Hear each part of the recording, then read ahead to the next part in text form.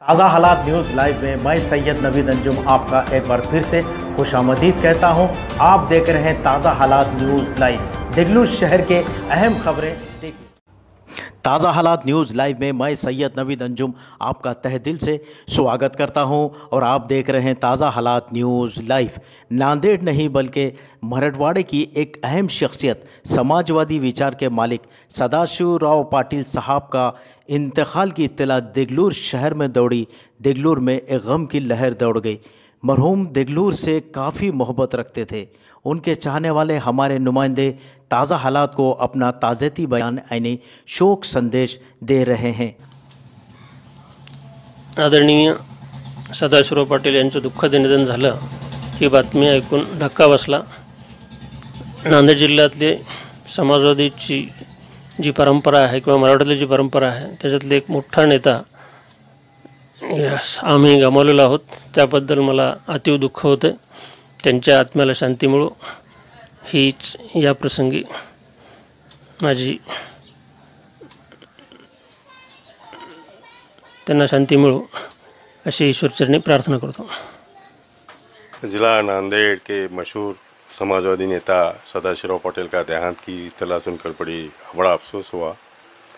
देगलूर में जब समाजवादी पार्टी चुनकर आई थी तो उनका बहुत बड़ा हिस्सा था। और जैसे भी देगलूर जैसे शहर में तालुका प्लेस पे बड़े समाजवादी नेता जो महाराष्ट्र से, मुंबई से, दिल्ली से आया करते थे, उस वक्त सदाशिव पाटिल की हाज़िरी बराबर रहती थी। सदाशिव पाटिल हमेशा देगलूर से लगाव था। नारायण शेठ चित्रावर, कृष्णराव देशपांडे, रुक्मण पेंडकर, जोश मोहम्मदाबादी, खाजी तनवीर साहब से उनके अच्छी घनिष्ठ संबंध थे और एक टीम की जैसे उन्होंने कार्य किया। उनके देहांत पर बड़ा दुख हुआ। मैं अल्लाह ताला से दुआ करता हूँ कि उनको जन्नत में आला मुकाम अता फरमाए, स्वर्ग में आला मुकाम अता फरमाए और उनके घर वालों को दुख सहन करने की शक्ति अता फरमाए। मैं बहुत परेशान हुआ। मैं सदाशिव पाटिल मेरे बहुत अच्छे दोस्त थे। हमारे ख़ास दोस्तों में से एक दोस्त थे। क्या मत बहुत दूसरों से मैं परेशान हूँ। और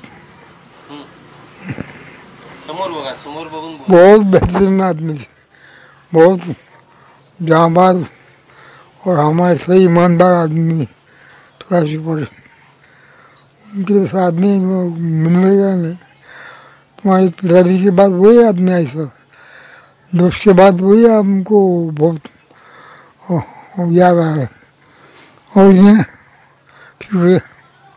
अब मैं बहुत परेशान हूँ उसकी वजह से। सुबह से परेशान जब न्यूज़ सुना ना, उसके बाद में मेरे को कुछ भी नहीं सोचा। देखो भाई साहब,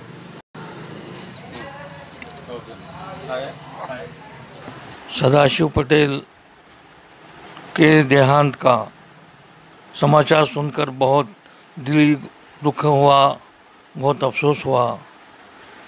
सदाशिव पटेल एक महान समाजवादी नेता, एक सादे और सिंपल मिजाज के आदमी, मिलनसार आदमी, और उनका देगलूर वासियों से, यहाँ के समाजवादी कार्यकर्ताओं से, नेताओं से बहुत ही दिली रिश्ता था।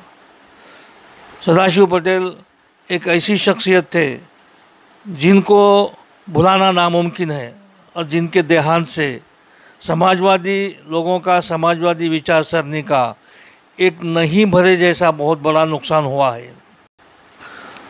समाजवादी विचारसरणी के अलंबरदारों में सदाशिव पटेल बहुत ही अग्रसर थे। न सिर्फ समाजवादी विचारसरणी बल्कि उन्होंने नांदेड़ जिला नहीं, मराठवाड़ा, महाराष्ट्र के विकास के कामों में भी बहुत बढ़ चढ़ कर हिस्सा लिया। रेलवे का आंदोलन हो या शिक्षण क्षेत्र हो या धर्मनिरपेक्षता के ताल्लुक़ से अलग अलग महाजों पे कोई भी आंदोलन हो, इसमें हमेशा वो अग्रसर रहते थे। इवन इमरजेंसी के वक्त में भी उन्होंने बहुत ही निर्भीड़ता से अपने समाजवादी विचारसरणी को, अपने समाजवादी कार्य को कभी नहीं बोला, यहाँ तक कि उनको शायद जेल के भी पीछे जाना पड़ा, लेकिन वो कभी नहीं डरे और हमेशा से समाजवादी विचारसरणी को लेकर मरने तक वो कायम रहे। पिछले 50-60 सालों से नांदेड़ ज़िले में लोकसभा क्षेत्र और नांदेड़ विधानसभा क्षेत्र में हमेशा से कांग्रेस का वर्चस्व रहा और अब इसके बाद पिछले 10 साल से वो बीजेपी और आरएसएस के विचारसरणी का वर्चस्व है। इन हालात में भी सदाशिव पाटिल ने हमेशा से समाजवादी और धर्मनिरपेक्षता को एक लड़ाई के तौर पर आगे बढ़ाते रहे और इस विचार को बीजारोपण एक नौजवान तबके में करते रहे ताकि इस समाज से ये जो धार्मिक उन्माद फैलाने का ये जो वबा चल रही है इसको ख़त्म किया जा सके।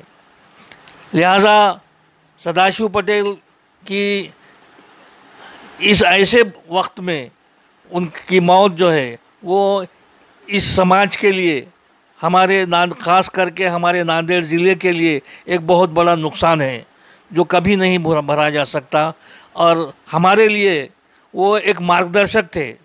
मैंने उनके साथ काफ़ी अरसा बिताया है। देगलूर के हर नगरपालिका के इलेक्शन में हो, जिला परिषद के या ग्राम पंचायत के इलेक्शन में हो, वो हमेशा देगलूर आते थे, देगलूर को बहुत ही महत्व देते थे। उनको देगलूर से और हम लोगों से काफ़ी एक लगाव था। मैं उनको हमेशा अपना एक नेता ही नहीं बल्कि अपना मार्गदर्शक, अपना बड़ा भाई मानता था। लिहाजा मुझसे उनके बहुत ही दिली ताल्लुकात थे। आज वो इस दुनिया में नहीं रहे, लेकिन उनकी याद और उनके जो विचार हैं वो हमेशा तक इस दुनिया में क़ायम रहेंगे और मेरी दुआ है कि अल्लाह ताला उनको जो है वो उनकी आत्मा को शांति दे और उनके विचारों को हमेशा जो है फैलाता रहे, ये मेरी दुआ है।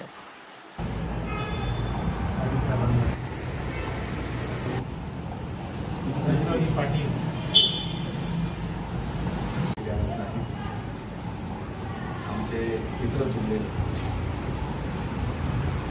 कैलासवासी आरचे सदाशिवराव पाटील यांचे दुःखद निधन झाले। त्या निधनाची बातमी मला आदरणीय आमचे मित्र किरण शेठ यांनी सायंकाळी 8 वाजता फोन लावले की शंकरराव असं सदाशिव पाटलांनी कर्तव्य बरोबर नाही। म्हणून त्याला फोनवर असं विचारलं, साहेब असं काय आहे? त्यामुळे मला आम्ही डिटेल माहिती त्याच्यावर बरोबर नाही। म्हणजे साहेब सकाळच्या बारी वाणी साहेबाला फोन लावला मी 10:30 वाजता। 10:30 वाजता वाणी साहेब म्हणजे कल्याण आणि भाग्यनगरच्या गेटला एकदम धक्का। गेल्या 25 ते 30 दिवसापासून सदाशिव पाटलांची प्रकृती गंभीर झालेली होती। त्यांच्यावर जवळपास किडनी फेल झाल्यामुळे त्याच्यावर 3-4 वेळेस डायलिसिस, एक वेळेस त्याच्यामध्ये हार्ट अटॅक आला आणि गांधी हॉस्पिटलमध्ये जवळपास ते 15 ते 20 दिवस, त्यानंतर आधार हॉस्पिटलमध्ये काही झालं। पण आम्हाला त्याची काही कल्पना नव्हती की ॲडमिट होती किंवा कोणाचा फोन यायला त्या निमित्तानं मी भेटू शकलो नाही। पण काल अचानक प्रवीण पाटलाची पोस्ट आली की असं आहे, म्हणजे आधार हॉस्पिटल माझ्या घराच्या मागेच आहे। ताबडतोब गेलो तर 1 तासापूर्वी त्याला व्हेंटिलेटर लावलेलं आणि खाते साहेबाला फोन लावला ते परिस्थिती गंभीर आहे, काही सांगू शकत, केव्हाही जाऊ शकते। सगळे फॅक्टर्स बरोबर चालले तर ठीक आहे, याचा काही भरोसा नाही। प्रवीण पाटलाला भेटतो ती रात्रसुद्धा जाईल की नाही याची काळजी वाटायला पाहिजे। भेटून निघून नंतर सकाळी मेसेज व्हॉट्सअपवर काय गेल्या 40 वर्षापासून या नांदेड जिल्ह्यामध्येच नाही महाराष्ट्रात ही तुफान तोफ होती ही आज शांत झाली असं म्हणायला आपल्याला काही हरकत नाही। या नांदेड जिल्ह्यामध्ये आपल्या करारी आवाजानं, पाळी आवाजानं अक्षरशः धूम उडून दिलेली होती। विरोधक असे घाबरत होते त्यांच्या भाषणाला। ज्या ठिकाणी काँग्रेसची सभा होत नव्हती त्या ठिकाणी सदाशिव पाटलांची सभा मोठ्या हिमतीनं, ताकदीनं होत होती, हे तुम्हाला या ठिकाणी सांगायचं। गेल्या 40 वर्षापासून म्हणजे माझे वडील जेव्हा नगराध्यक्ष देगलूरला, तेव्हापासून मी रिया पाटील साहेब आले तेव्हापासून ओळखतो। जेव्हा आमचं घुमट बेसमध्ये देगलूरला एरिया आहे आणि तेव्हाच प्रजा socialist party, Samajwadi party, socialist party होती आणि लाल टोपी आपलं चिन्ह होतं।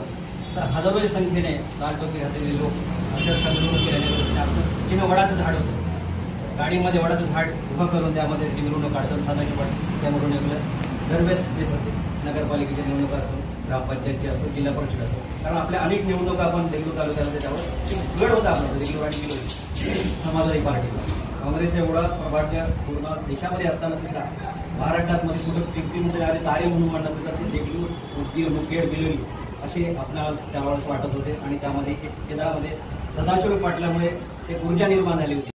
सदाशिव पाटील चर्चेच्या निमित्तानं देगलूरला येत होते, त्यावेळेस आमचे वडील सुद्धा या पक्षामध्ये नव्हते, पण त्या निमित्ताने त्यांची ओळख झाली. आणि कृष्णाराव देशपांडे वगैरे, रुक्मन पेंडकर, काजी आणि सगळे ग्रुप एकत्र येऊन त्या ठिकाणी सोशलिस्ट पार्टी स्थापन करून काँग्रेसच्या विरोधामध्ये एक बलाढ्य संघटना उभी केली आणि काँग्रेसला त्या ठिकाणी त्यांनी आपली शक्ती दाखवून दिली.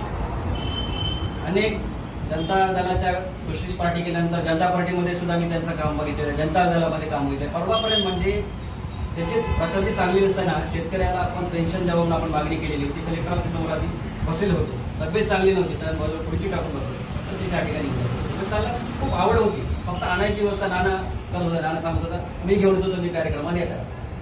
बरोबर ते नाना घेऊन यायचं आणि त्या कार्यक्रमाला बाजूला बसायचे आणि सगळ्या कार्यक्रमाला आशीर्वाद द्यायचा आणि कार्यक्रम नीट ऐकून हे करायचे. नंतर सुद्धा म्हणूनचा कार्यक्रम असतो, पूरग्रस्ताचा निधी असतो, प्रत्येक ठिकाणी त्यांची तब्येत चांगली असताना सुद्धा येत होते.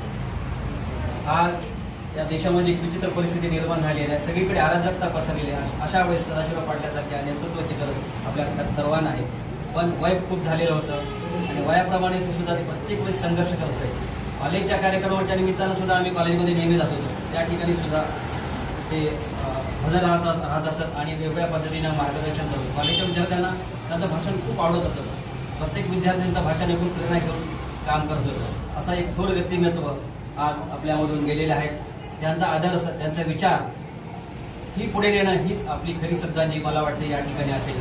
की तो विचार आणि तो आदर्श आपण घेऊन पुढे जाऊ अशी संकल्पना, दृढसंकल्पना आपण या ठिकाणी करू. जनता दलाच्या वतीनं या कार्यालयाचा आपण हा श्रद्धांजलीचा कार्यक्रम घेतच आहे. तरी मी अनेक संस्थेमध्ये ज्या ठिकाणी मी काम करतो त्या सर्व संस्थेतर्फे मी या ठिकाणी श्रद्धांजली